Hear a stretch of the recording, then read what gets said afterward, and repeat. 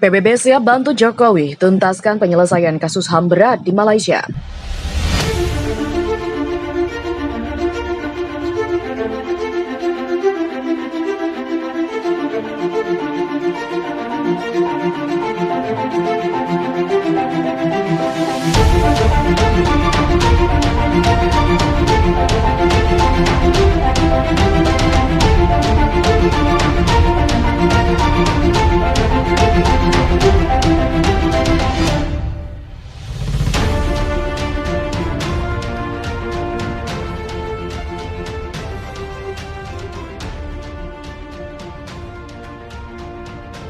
Sekedar informasi, Presiden Joko Widodo telah melihat berbagai kasus pelanggaran HAM berat dan juga berupaya menyelesaikannya melalui jalur internasional.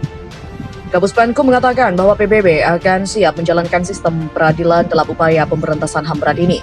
PBB juga sudah memiliki tim khusus dan direktorat yang akan membantu sebuah negara dalam upaya pemberantasan pelanggaran HAM berat.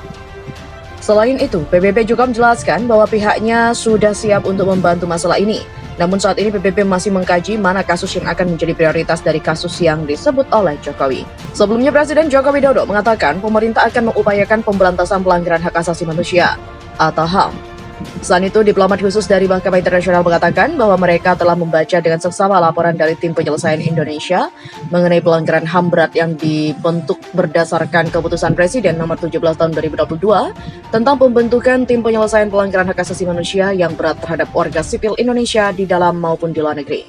Lebih lanjut, orang-orang ini juga menegaskan sangat menyesalkan terjadinya peristiwa pelanggaran hak asasi manusia yang berat yang terjadi terhadap warga Indonesia selama ini dan juga belum tuntas secara keseluruhan dengan aspek keadilan dunia. Kementerian Luar Negeri atau Kemenlu RI juga sedang melakukan pembahasan dan kajian komprehensif terkait dengan langkah mereka dalam menyikapi pelanggaran HAM terkait banyaknya jumlah kematian dan juga kekerasan WNI sejak beberapa tahun ke belakang di Malaysia. Terkait dugaan pelanggaran HAM oleh Malaysia, Kemenlu juga sedang serius dan itu sudah berkoordinasi dengan Koalisi Buruh Migran Berdaulat KBMB dan juga berkomunikasi dengan perwakilan RI di Tawau dan Kinabalu menyoal kasus ini. Masalah itu juga menjadi materi protes dari Kemenlu RI yang dilayangkan kepada pemerintah Malaysia. Sejauh ini Kemenlu sudah melakukan konsultasi dengan KBMB di dalam negeri. Sementara untuk persoalan luar negerinya, Kemenlu berkomunikasi dengan perwakilan RI di Malaysia, termasuk membahas akses untuk bertemu dengan pihak Immigration Malaysia yang bertanggung jawab atas kondisi saat ini yang telah berlebar dalam mahkamah internasional. Pemerintah Indonesia dan juga beberapa pihaknya juga telah membawa kasus-kasus pelanggaran HAM yang telah dulu terjadi di Malaysia ke Mahkamah Internasional dan juga Pengadilan HAM. Selain itu, banyak aliansi dari warga Indonesia yang bekerja sebagai TKI di sana juga akan menggelar aksi di depan kantor parlemen Malaysia.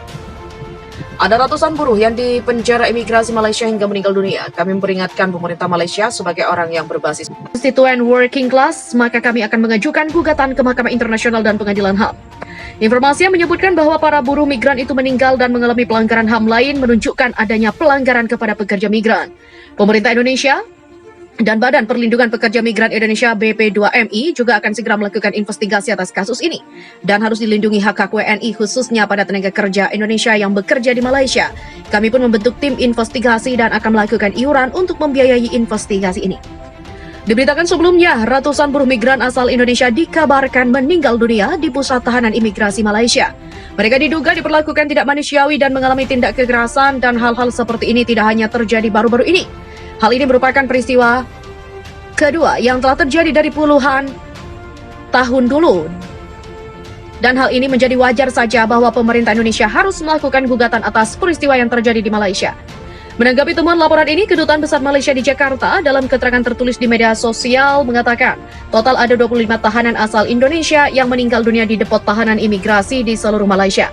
Adapun angka 149 tahanan merupakan jumlah keseluruhan warga asing yang meninggal di rumah detensi. Semuanya disebabkan oleh penyakit mulai dari COVID-19 sampai penyakit serius seperti kegagalan fungsi organ dan serangan jantung. Pernyataan itu juga membuat pemerintah Indonesia terkejut karena jumlah kematian WNI di DTI ternyata lebih tinggi dari yang mereka duga. Korban pelanggaran HAM yang tergabung dalam jaringan JSKK mengecam kekerasan politik di Malaysia dan melaporkan kasus yang berlarut ini kepada negara. Menurut mereka, kekerasan itu mengancam praktik demokratisasi di ASEAN termasuk di Indonesia. Hal itu juga dinyatakan para korban HAM saat melakukan kunjungan di Istana Negara. Para korban HAM juga mengisyaratkan pemerintah Jokowi untuk dapat mengambil pelajaran bahwa problem politik, hukum, dan lainnya dapat meledak menjadi gelombang protes sosial yang meluas. Presiden diminta segera menyelesaikan berbagai persoalan itu. Presiden yang terjadi di Malaysia dapat digunakan sebagai pembelajaran politik di dunia, bahwa permasalahan yang terus menumpuk dapat memicu gelombang keresahan publik yang luas, kata Sumarsi.